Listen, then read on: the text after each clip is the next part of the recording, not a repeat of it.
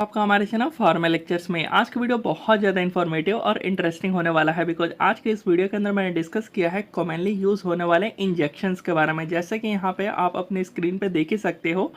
और इस वीडियो के अंदर मैं आपको जानने को मिलेगा कि आखिर जो ये इंजेक्शन आप देख रहे हो, चाहे वो मोनोसेफ हो या पेंटॉप हो, तो आखिर इनके क्या क्या बेनिफिट्स हैं। तो इनके बेनिफिट्स पता चलेंगे इनके अंदर के सॉल्ट्स है। तो जो मोनोसेफ है इसके अंदर आपको सेफ्ट्राइक्सन एंटीबायोटिक देखने को मिलेगा। कैसे ये काम करता है, कितने डोज में दिया जाता है, क्या रूट ऑफ एडमिनिस्ट्रेशन होता है मोनोसेफ का, इस तरीके से हम लोग हर एक इंजेक्शन का कवर करने वाले हैं इस वीडियो के अंदर। तो मेरा नाम हुसैन है, स्वागत है आपका हमारे चैनल फार्मा लेक्चर्स में। वीडियो को स्टार्ट कर लेते हैं। तो सबसे पहले यहाँ पे हम बात करने वाले हैं सेफ्ट्राइक्सन इंजेक्शन के बारे में। जो ये सेफ्ट्राइक्सन आप देख रहे हो, ये अलग अलग ब्रांड नेम से आपको देखने को मिल सकता है। जैसे कि किसी के एरिया में रोजेफिन हो गया, या किसी के एरिया में मोनोसेफ नेम से बिका जाता है। इसी तरीके से सेफाक्सोन हो गया। तो अलग अलग एरिया में अलग अलग ब्रांड नेम से आपको देखने को मिल सकते हैं।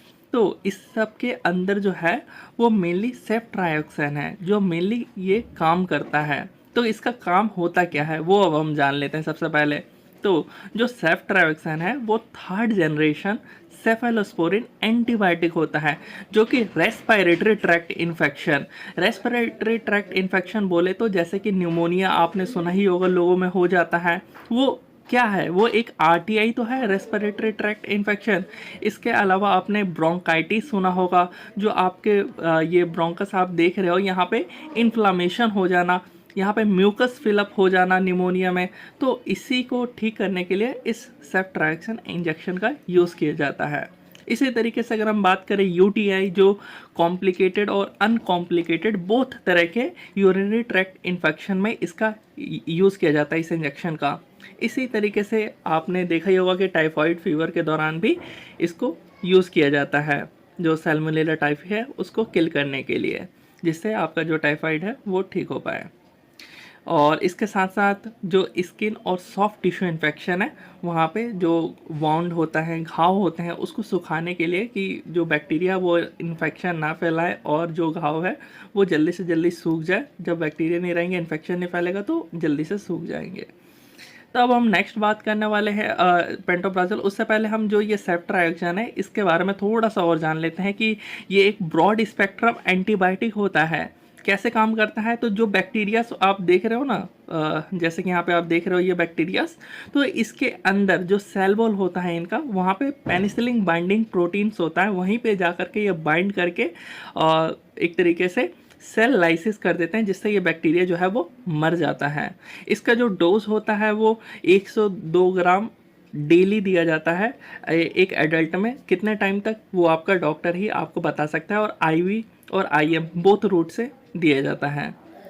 ये मैं एडल्ट के लिए बता रहा हूँ, पेडियाट्रिक्स या छोटे बच्चों के लिए नहीं बता रहा हूँ, पहले आपको क्लियर कर देता हूँ। और कितने टाइम तक वो कंडीशन के ऊपर है। नेक्स्ट हम बात करने वाले हैं पेंटोप्राजोल इंजेक्शन के बारे में।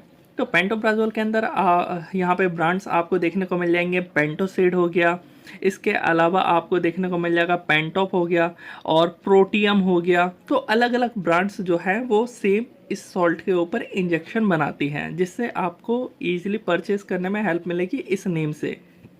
तो अब हम बात कर लेते हैं ये जो पेंटोप्राजोल होते हैं ये क्या होते हैं। ये प्रोटॉन पंप इनहिबिटर्स होते हैं। काम क्या है वो हम समझ लेते हैं। सबसे पहले GERD, गैस्ट्रो इसोफेगनल रिफ्लक्स डिजीज, यानी जो हम बोलते हैं ना खट्टी डकार आ रहा है, जो यहाँ पे आप देख रहे हो जब भी हम खाना पीना खाते हैं यहाँ पे स्फिंक्टर लगा होता है, जिसकी वजह से जो ये फूड जो भी आपके स्टमक में है ये वापस नहीं आ पाता, यहाँ पे ये बंद रहता है। एक बार खाना जाए तो ये डोर ओपन होगा, पेट में जाएगा, और उसके बाद ये जब रिफ्लक्स जाएगा तो ये बंद हो जाता है, यहाँ पे ये क्लोज हो जाता है। बट क्या होता है, किसी रीज़न की वजह से यहाँ पे ये वॉल जो है ओपन रह जाता है। ये जो फूड है वो बाहर की तरफ, यानी रिफ्लक्स हो रहा है, वापस आ रहा है एक तरीके से। तो उस कंडीशन में इसको दिया जाता है, एक तरीके से खट्टी डगर आप बोल सकते हो उस टाइम पे। इसके अलावा जो लोगों के पेट में अल्सर्स होते हैं, जैसे पेप्टिक अल्सर हो गया, ये जो पेप्टिक अल्सर है ये अलग अलग पॉइंट पे होता है। जैसे कि यहाँ पे आप देख रहे हो, यहाँ पे ड्यूडेनल अल्सर अगर इस वाले रीजन में होगा तो, इसी तरीके से इस वाले रीजन में होगा तो गैस्ट्रिक अल्सर, और सबसे ऊपर वाले रीजन जो कि ईसोफेगस है तो ईसोफेगल अल्सर इसको बोला जाता है। जब टू मच एसिड प्रोड्यूस होता है स्टमक में, तो जो ये एसिड प्रोड्यूस हो रहा है स्टमक में, तो उसी को कंट्रोल करने के लिए तो इस इंजेक्शन को दिया जा रहा है पेंटोप्राजोल को, ताकि जो एसिड है उसका बैलेंस मेंटेन रहे। इसके अलावा यहाँ पे आप देख सकते हो जॉलिंगर एलिसन सिंड्रोम। ये क्या होता है, जो आपका पैनक्रियास हो गया या फिर ड्यूडेनम हो गया, स्टमक का वो भाग, तो यहाँ पे एक पर्टिकुलर जो ट्यूमर होता है ना, ट्यूमर ऑक्यूपाई करने की वजह से ये दिक्कत होती है। इसी को जॉलिंगर एलिसन सिंड्रोम कहा जाता है। इसमें भी आपका पेंटोप्राजोल इंजेक्शन जो है वो दिया जाता है। बात करें डोज वगैरह का, तो जो यहाँ पे आप देख ही सकते हो आईवी लिखा हुआ है, तो इंट्रावेनस ही दिया जाता है। यहाँ पे भी आप देख सकते हो मोस्टली में आपको इंडिकेशन दे दिया जाता है जो पैक है उसी के ऊपर कि इंट्रावेनस ही इसको यूज़ करना है नसों में। इसके अलावा जो है इसका एक एडल्ट डोज होता है 40 mg का, आप 40 mg यूज़ कर सकते हैं जो रिजल्ट देखने में, और आपको टैबलेट में भी देखते होंगे 40 mg, और डोमपेरिडोन के कॉम्बिनेशन में आता है 40-30। नेक्स्ट बात करने वाले हैं यहाँ पे हम लोग डाइक्लोफेनेक इंजेक्शन के बारे में। तो जो डाइक्लोफेनेक इंजेक्शन है, कई ब्रांड्स, बहुत सारे ब्रांड्स बनाते हैं, जिसमें आपने भी फैमिली मेम्बर्स या किसी ने भी यूज़ किया होगा। वोबेरन आपने सुना होगा कि काफ़ी तेज़ पेन हो रहा है, चलो जल्दी से वोबेरन लगा दो, या डायनापार लगा दो, या फिर जो है वोल्टरेन हो गया या डाइक्लोरेन हो गया। तो अलग अलग कंपनियां जो है वो सेम कॉम्पोजिशन पे इंजेक्शन बनाती है जो कि है डाइक्लोफेनेक। तो इस नेम से आपको पता होगा, बट एक्चुअली काम कौन क्या कर रहा है इसके अंदर, डाइक्लोफेनेक। डाइक्लोफेनेक है क्या, एक non steroidal anti inflammatory drug है, यानी NSAID ड्रग है, जिसमें स्टेरॉयड नहीं होता और ये इन्फ्लामेशन पेन में काम करते हैं। सो कौन कौन से पेन हो गया, तो आर्थराइटिस और मस्कुलो स्केलेटल पेन हो गया। तो यहाँ पे मैं थोड़ा सा क्लियर करना चाहता हूँ, बहुत लोगों को कंफ्यूज रहता है जॉइंट पेन और आर्थराइटिस में डिफरेंस क्या है। जॉइंट पेन आपके हड्डियों को दर्द को कहा जाता है, और आर्थराइटिस यहाँ पे नाम से ही आपको समझ आ रहा होगा, आइटिस लगा है यानी इन्फ्लामेशन, आप समझ गए, एक तरीके का इन्फेक्शन, सूजन।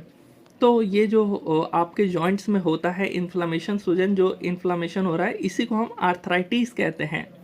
और मस्कुलोस्केलेटल यानी जो आपके मसल्स में या स्केलेटल सिस्टम जो आपकी हड्डियां हैं कहीं भी पेन हो रहा हो, तो उस दौरान जो है इस डाइक्लोफेनेक इंजेक्शन को दिया जाता है। जैसे कि डॉक्टर्स के पास कई पेशेंट आते हैं कि हमारे पूरे बॉडी में दर्द हो रहा है, हेवी पेन हो रहा है, तो इंजेक्शन लगा दो। या फिर बहुत इसके यूज होते हैं, जैसे कि किडनी स्टोन पेशेंट आते हैं और हेवी पेन हो रहा होता है उनका किडनी स्टोन की वजह से, तो उस टाइम पे भी इन्हीं इंजेक्शन का यूज़ किया जाता है। और यहाँ पे जो है वो पेटेंट का ही आपको यूज़ करना है, इसलिए मैं सिर्फ पेटेंट ड्रग्स का ही नाम बता रहा हूँ यहाँ पे जो आप देख रहे हो ये कंपनियाँ। बात करें इसके डोज का, तो 75 mg मिनिमम जो डोज होता है, 25 से 75 mg हम बोल सकते हैं, 75 mg चाहिए ही होता है। और इंट्रामस्कुलर यूज़ किया जाता है मसल्स में, इंट्रामस्कुलर। सो ये हो गया यहाँ पे, और एडल्ट को ही मैंने डोज बताया है और रूट भी बता दिया। बात करें ओंडासेट्रोन इंजेक्शन, अलग अलग कंपनी इसका भी बनाती हैं ओंडासेट्रोन को, जैसे कि इमसेट हो गया, जोफ्रान हो गया, ऑनडेम हो गया, या फिर यहाँ पे ऑनस्ट्रॉन देख रहे हो। तो ऐसी डिफरेंट कंपनियाँ बनाती हैं, मेन काम करता है ओंडासेट्रोन। तो बात करें ओंडासेट्रोन है क्या, ये सीरोटोनिन 5-HT3 रिसेप्टर एंटागोनिस्ट होता है। अब आपको समझ आ गया काम क्या करेगा। तो सीरोटोनिन जो आपके ब्रेन में है ना 5-HT3 रिसेप्टर पे, उसको ब्लॉक करेगा, उसको बाइंड नहीं होने देगा। अगर सीरोटोनिन जो है वो बाइंड हो जाता है अपने रिसेप्टर पे जो कि है 5-HT3 रिसेप्टर, तो आपको वॉमिटिंग, नोजिया होगा। तो ये मेनली यही काम करता है, प्रिवेंट करता है ताकि बाइंड ना हो और जिसकी वजह से आपको वॉमिटिंग ना हो। इंट्रावेनस इसको दिया जाता है, आईवी रूट होता है इसका। और यहाँ पे आप देख ही सकते हो डोज के बारे में, अलग 2 mg हो गया या फिर 4 mg हो गया डोज, यहाँ पे आप देख सकते हो। सो आई होप आपको ये वीडियो अच्छा लगा हो, और वीडियो अच्छा लगा हो तो हमारे इस वीडियो का लाइक करें, हमारे चैनल को सब्सक्राइब करें।